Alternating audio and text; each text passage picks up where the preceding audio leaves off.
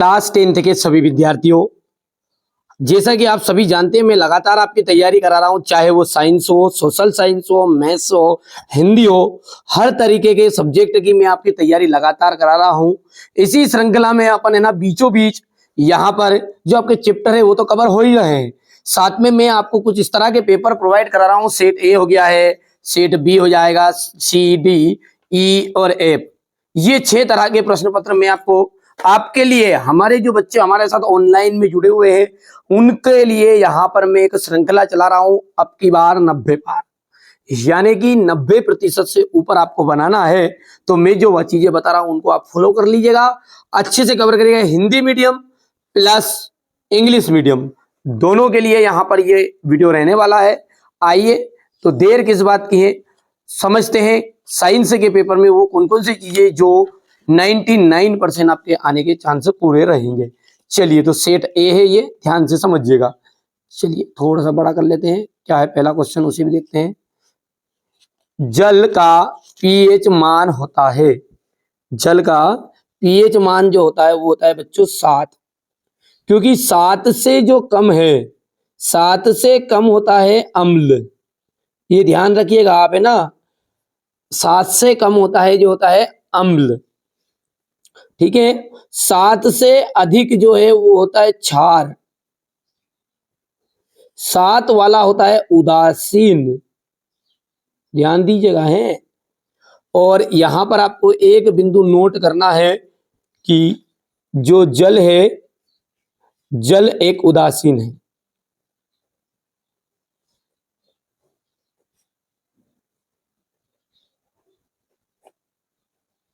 अब समझ जाओ, उदासीन है तो पीएच मान कितना होगा इसका, 7 होगा, ठीक है। तो ये कभी कभी घुमा के प्रश्न भी पूछ ले आपसे, भले कि कोई से भी एक अम्ल दे दे कि इसका पीएच मान रहता है 7 से कम है कि 5 है, तो आप बोल देना कि वो अम्ल है, ठीक है। प्रकाश संश्लेषण की क्रिया पौधे के किस भाग से में होती है? सब जानते हैं क्लोरोफिल में ज्यादा सबसे ज्यादा है और पत्ती में पाया जाता है क्लोरोफिल। निम्नलिखित में से पादप हार्मोन्स है, पेड़ पौधों में पाए जाने वाला पादप हार्मोन्स है। तो इंसुलिन जो है ये मानव में पाया जाने वाला हार्मोन है, थायरोक्सिन भी है, एस्ट्रोजन भी है, साइटोकाइनिन, ठीक है, ये भी एक पादप हार्मोन है। पराग कोश में होते हैं, पराग कोश में क्या पाए जाते हैं? तो पराग कोश में पाए जाते हैं पराग कण, ठीक है। पराग कोश में क्या पाए जाते हैं? पराग कण पाए जाते हैं, जो कि पुंकेसर का एक भाग होता है पराग कोश, ठीक है, उसमें पाए जाएंगे। मनुष्य की कोशिका में गुणसूत्र पाए जाते हैं, जो मनुष्य है उसकी प्रत्येक कोशिका में कितनी जोड़ी गुणसूत्र पाए जाएंगे? तो आप जानते हैं 23 जोड़ी गुणसूत्र पाए जाएंगे। कितने बेटा? 23 जोड़ी। यदि अपन पुरुष की बात करें तो पुरुष में भी 23 जोड़े। यदि गुणसूत्र के हिसाब से बात करें, एक जोड़े में 2 चीज रहती है, तो टोटल कितने गुणसूत्र हुए? 46 गुणसूत्र। कभी कभी ऐसे भी घुमा के पूछ लेगा, जिसमें से 44 गुणसूत्र यानी कि 22 जोड़े नर और मादा में एक समान पाए जाते हैं, ठीक है। लेकिन जो इस पुरुष है उसका 23वां जो जोड़ा होता है, 23वां गुणसूत्र किसका? पुरुष का। ये नोट करिएगा आप बेटा, बहुत खास चीज है। पुरुष का 23वां जोड़ा एक्स वाई गुणसूत्र होता है, उसमें क्या पाया जाता है? उसमें एक्स वाई, बाकी सब एक्स एक्स है। लेंस की क्षमता, लेंस की क्षमता का एसआई मात्रक क्या है? डायोप्टर है, लेंस की क्षमता का एसआई मात्रक हो गया डायोप्टर। यहां से हमारे इंग्लिश मीडियम वाले बच्चों के लिए रहेगा, what is the pH value of water? आपको मैंने बताया है कि लेस देन 7 हो जाएगा आपका अम्ल, ग्रेटर देन 7 यानी कि 7 से अधिक वाला हो गया आपका, ठीक है, बेस यानी कि क्षार, और यहां पर अपना 7 एकदम राइट आएगा। दूसरा जो है यहां पर लीफ है, ठीक है भैया।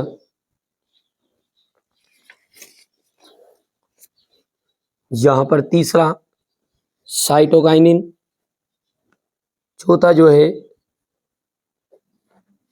और पांचवा है आपका 23 पेयर्स, छठा जो रहेगा डाईऑप्टर रहेगा। ठीक है, वे अभिक्रियाएं जिनमें अभिकारकों के बीच आयनों का आदान प्रदान होता है उसे क्या कहलाती है? द्विविस्थापन अभिक्रिया।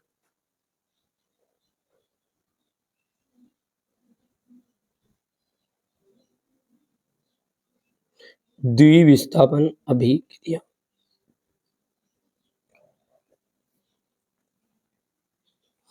अधात्विक ऑक्साइड प्राय होते हैं अम्लीय, और धात्विक ऑक्साइड पूछ ले तो वो होते क्षारी। ठीक है, अधातुएं प्राय विद्युत की कुचालक होती है, धातुएं विद्युत की सुचालक होती है। तंत्र की प्रमुख इकाई होती है बेटा न्यूरॉन। मनुष्य में किस तरह का जनन पाया जाता है? तो मनुष्य में पाया जाता है लैंगिक जनन।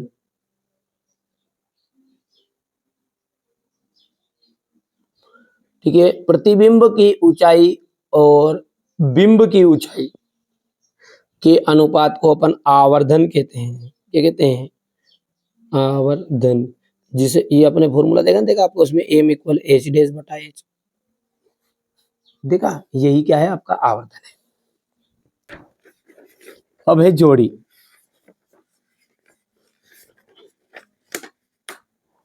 नेफ्रॉन, नेफ्रॉन को कहते हैं वृक्क की संरचनात्मक इकाई, वृक्क की संरचनात्मक इकाई।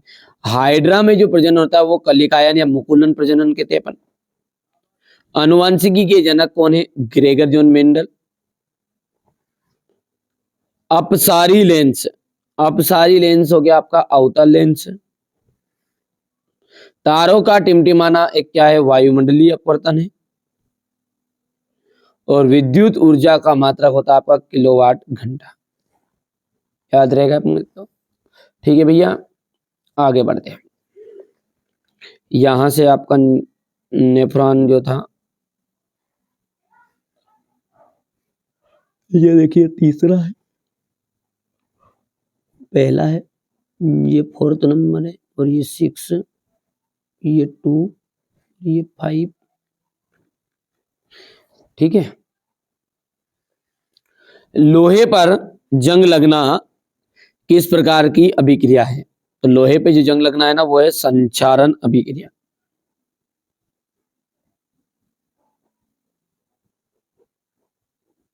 संचारण। ठीक है, उष्मा की दो सुचालक धातुओं को उदाहरण दीजिए। उष्मा की दो सुचालक धातुओं का उदाहरण देना आपको, सिल्वर और कॉपर।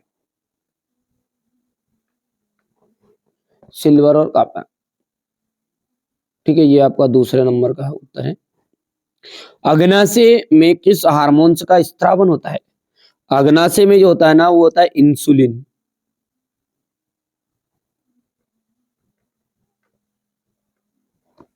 इंसुलिन। मनुष्य के में शुक्राणु जनन की क्रिया कहाँ होती है? तो मनुष्य में शुक्राणु जनन की क्रिया होती है वृषण में। दर्पण फॉर्मूला क्या है? दर्पण फॉर्मूला है 1/f इक्वल हो गया 1/v प्लस 1/u।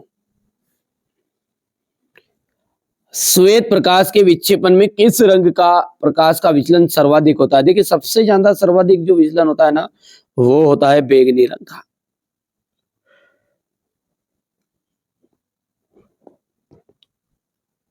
तरंग दैर्ध्य की बात करेंगे तो कम होता है, लाल की तरंग दैर्ध्य सबसे ज्यादा होती है ना, और श्वेत प्रकाश के विक्षेपण में लाल रंग का प्रकाश का विचलन क्या होगा? तो वो कम होगा। ठीक है, विचलन की बात चल रही है यहाँ पर। ये क्वेश्चन नंबर आपका 4th है, आप कंप्लीट कर लीजिएगा। ठीक है, इसके बाद में अपन यहां से देखेंगे तो क्वेश्चन नंबर 5 को देखेंगे।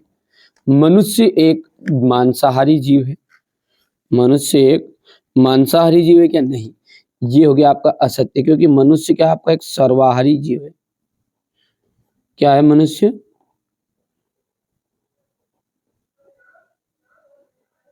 सर्वहारी जीव।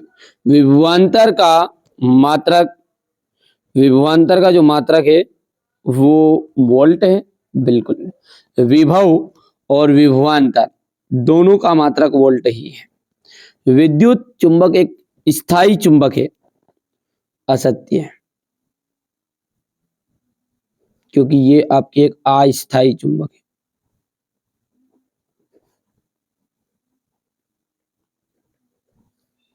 सोडियम एक अतिक्रियाशील धातु है, ये भी आपका असत्य रहेगा। सोडियम एक अतिक्रियाशील धातु है, भैया सत्य है, रही गलती, गलत कर दिया, गलत कर दिया। सोडियम क्या एक अतिक्रियाशील धातु ही तो है, सत्य है। कूलाम विद्युत आवेश का मात्रक है, तो आवेश का मात्रक कूलाम ही है, ये भी आपका सत्य है। सल्फ्यूरिक अम्ल का तनुकरण उष्माशोषी अभिक्रिया है, सल्फ्यूरिक अम्ल का जो तनुकरण है उष्माशोषी अभिक्रिया है, नहीं, असत्य है, क्योंकि यह है आपकी उष्माक्षेपी अभिक्रिया।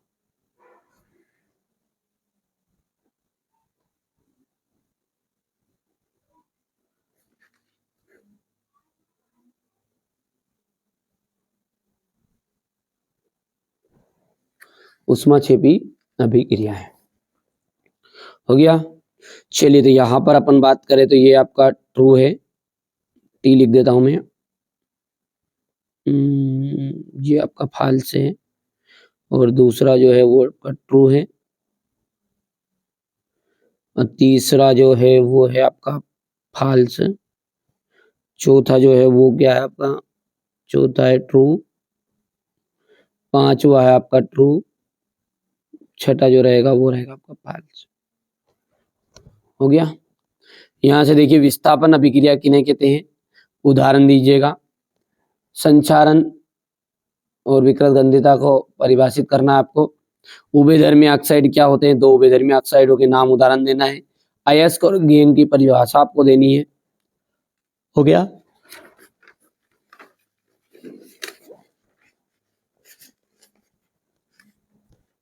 एल्केन, एल्किन और एल्काइन से आप क्या समझते हैं, साबुनीकरण से आप क्या समझते हैं, स्वयं पोषी और विषम पोषी में क्या अंतर है, हमारे अमाशय में अम्ल की क्या भूमिका है, परागन क्या है, गर्भ निरोधक युक्तियां अपनाने के क्या कारण हो सकते हैं, मेंडल के प्रभाविता के नियम बताइए, मानव के बच्चे में लिंग निर्धारण कैसे होता है, हो गया।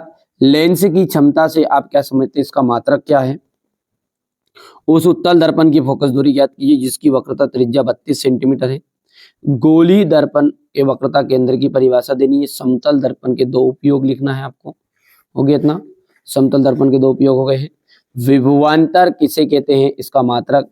विद्युत धारा के उष्मीय प्रभाव से आप क्या समझते हैं, परिनलिका किसे कहते हैं, चुंबक के निकट लाने पर दिक्सूचक की सुई विस्थेपित क्यों हो जाती है। किसी क्षण चुंबक के चारों ओर की चुंबकीय क्षेत्र रेखाएं बताइए। दिष्ट धारा के दो स्रोतों के नाम बताने हैं आपको। उत्पादक किन्हें कहते हैं, उदाहरण दीजिए। आहार श्रृंखला एवं खाद्य जाल किसे कहते हैं। उष्माक्षेपी और उष्माशोषी अभिक्रिया को उदाहरण सहित उन वियोजन अभिक्रियाओं को एक एक समीकरण द्वारा समझे जिसमें उष्मा प्रकाश विद्युत की ऊर्जा के रूप में प्रदान की जाती है। तंत्रिका कोशिका न्यूरॉन का नामांकित चित्र, मनुष्य के मस्तिष्क का नामांकित चित्र बताना आपको, ठीक है। निकट दृष्टि दोष, दूरदर्शी दोष और जरा दूरदर्शिता को समझाइएगा। तो होने का सोडा, बेकिंग सोडा के दो महत्वपूर्ण उपयोग। उदासीनीकरण अभिक्रिया, साबुन और अपमार्जक, और आपका मेथेन, एथेन और कार्बन डाइऑक्साइड की इलेक्ट्रॉन बिंदु संरचना बतानी है। मानव के उत्सर्जन तंत्र का नामांकित चित्र और वायवीय और अवायवीय श्वसन में अंतर बताइए। बेटा ये आपको मैंने सिंपल पेपर सेट ए दे दिया, इसका सॉल्यूशन आपको बिल्कुल पूरा पीडीएफ के थ्रू मिल जाएगा, कोई चीज घबराने की जरूरत नहीं है, ठीक है।